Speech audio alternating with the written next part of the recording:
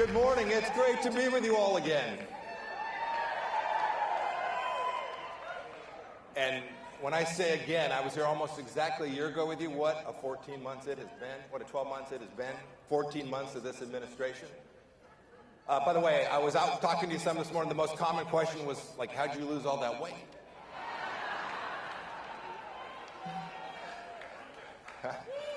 It's hard work, and pray that I can keep it off, would you all? I would appreciate that. I got asked this morning, too, do you miss the pressure? Aren't you glad you're out of the fire? I miss every single minute of it. I wish that we were back there leading America. Look, let's go through the list of just these past 14 months. What's changed? When I talked to you last year, I spoke about all the things that President Trump and I had done here and abroad for America to protect each and every one of you. In the last 14 months, we've seen governors that don't wear masks but requiring 3-year-olds to do so. We've seen a man break swimming records in girls' swimming races. We've seen a Russian dictator now terrorize the Ukrainian people because America didn't demonstrate the resolve that we did for the 4 years prior.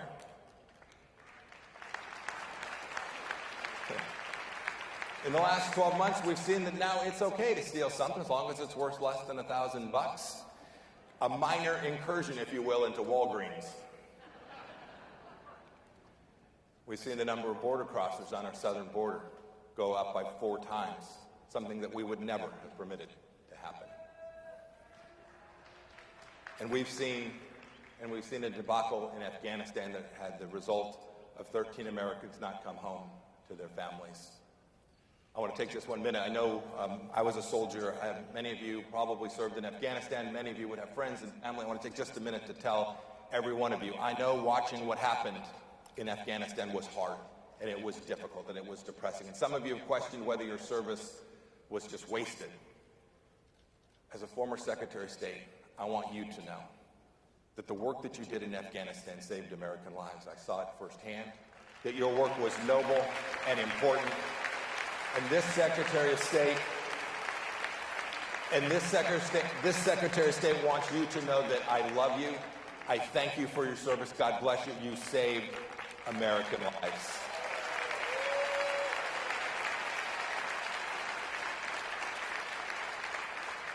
You know, the other day, President Biden said he was in one of his moments. He was kind of wandering around. And he said, well, they're against all these things that I'm doing. What are Republicans for? So let's go through the list. First, we're making sure he doesn't own a single branch of government just as quickly as we possibly can. Second, you saw this with President Trump. We were disruptors. We were prepared to break glass when what the establishment was doing made no sense. We were preparing to break it. Republicans are prepared to do the right thing to protect the American way of life everywhere and always. You should know that we defended that border, protecting American sovereignty. We built the wall. We changed the course of history by telling folks, if you want to come to America, this greatest nation in the history of civilization sounds great. File your asylum claim and then go back and wait. When we did that, we changed and we provided security for the United States of America. We protected every human life. I couldn't be more proud of the fact that when I came in to be Secretary of State, your dollars, your money, your hard-earned money that was being paid in American taxes was going to foreign countries and being used to promote abortion around the world. And in an instant, we stopped it and saved countless lives. I remember we were the barbarians, we were the rubes, we didn't know what we were doing. We're pretty competent now.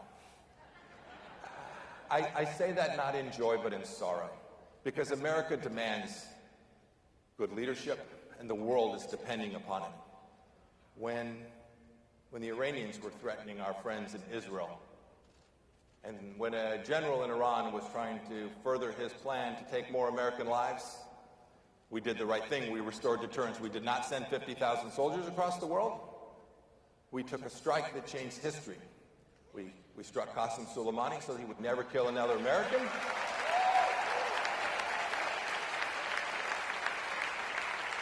We made clear to our friends everywhere that we were going to be friends with our friends, and we moved the United States Embassy from Tel Aviv to Jerusalem, recognizing that place.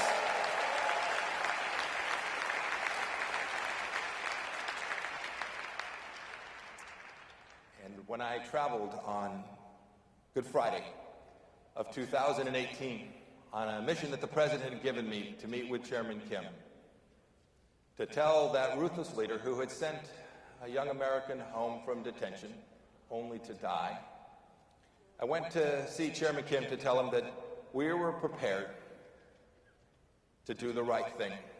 But Chairman Kim must do the right thing. He must release American hostages, and we got all 3 of the American hostages home.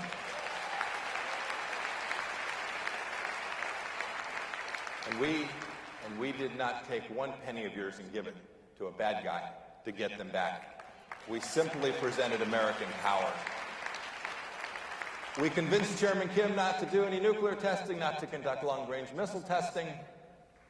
And as I stare at the world today and our security right here at home, the things that matter to us in our everyday life, the capacity to take care of our families, and the ability to know that we can safely walk our streets without the threat of bad guys from around the world presenting risk to us, the risk of terror, the risk of bad folks and drugs coming across our southern border, the threat of the invasion of our nation from the Chinese Communist Party. America was in a better place. And today we should continue the fight. We should continue the fight to make sure that that is so in the future. I want to talk about the things that matter to Americans right here at home. We see on our TV the bombs, the missiles, the Soviet tanks, the Russian tanks moving across Ukraine. My first assignment when I was a young lieutenant was I was in a border unit patrolling what was then the East German border. It was the last time we had Americans in Europe standing face to face with the Russians. How did we prevail? It was peace through strength. It was Reagan's model. It was the model that we used for 4 years in the Trump administration. We put America first, and we told people around the world, you cannot tread on us.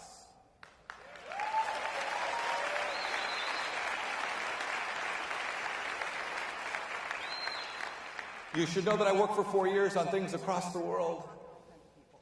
I was trying my best to make sure that America was always at the forefront of my mind when I worked with our adversaries and helped our friends. I could see that the greatest threat from abroad was the Chinese Communist Party. We worked on it abroad. We tried to make sure that the jobs that they had stolen in the United States would no longer be stolen, and that the hard work that Americans did here would be rewarded with a set of trade deals that actually made sense in the United States of America. I'm incredibly proud of what we were able to accomplish. And I wish I could tell you that the China problem is just all over there. It was something we could turn away from. It's what, frankly, the bipartisan establishment, Democrat and Republican alike, had believed for decades. We sell them a little bit more and life will be good. I wish it were so. But what happens in Beijing does not stay in Beijing. It's why I made the decision to close the Chinese consulate in Houston, Texas. You should know that that did not make me any friends at the United States Department of State. You should also know that I didn't really give a rip. We did it because we made the decision because the way they were operating one of the largest spy rings inside the United States out of that very consulate. They were stealing the secrets from the University of Texas medical system and our energy companies, and it was intolerable, and we just said, no, we're not going to take it anymore. Stop it. And we shut it down. Common sense applied to protecting each and every one of you. Today, they're inside our colleges and universities. They're working on local governments, our mayors and our governors. You should demand that your mayor, your county commissioner, your school board member, your governor doesn't kowtow, does not bend a knee to the Chinese Communist Party. And your state pension systems. Your state pension systems, any of you are teachers or have worked for government, pay money into state pension systems, you should make sure that your state pension system isn't underwriting the very weapons that the Chinese Communist Party may one day use to attack our great nation. It's unacceptable. It's irrevocably evil. We can do better. You know, we just had a president do nothing to prevent our young best athletes in the world from traveling to Beijing, and all we did was tell them, take a burner phone like a drug dealer, right? Be very quiet. Don't use your rights as an American to say the things you care about, because if you do, those bad guys where you're going to compete, well, they just may not let you come home. We could have done more. We could have prevented this event from being there. We could have made sure our athletes could do their best and compete across the world without the jackbooted thug Xi Jinping staring them down, taking their DNA, and forever changing the course of history. These are the things we're for. These are the things Republican more. We know our founding. We know that this is a nation with a deep Judeo-Christian footing, mooring. We must defend it at every turn. I've done this ever since I was a young cadet. I was even thinner then.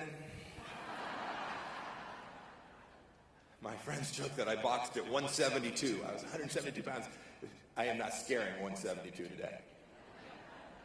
We need to be prepared to stay in that fight. We need to defend these things. There's no room on the things that matter most, that parents get to direct their kids' education, that our schools should be open, our churches should be open. These are things we know in our heart matter to the next generation. We should make sure in those schools and in our churches we are teaching the greatness of the United States of America. It is an imperative. I battled adversaries all across the world. I met with the Taliban. I met with Chairman Kim and Xi Jinping.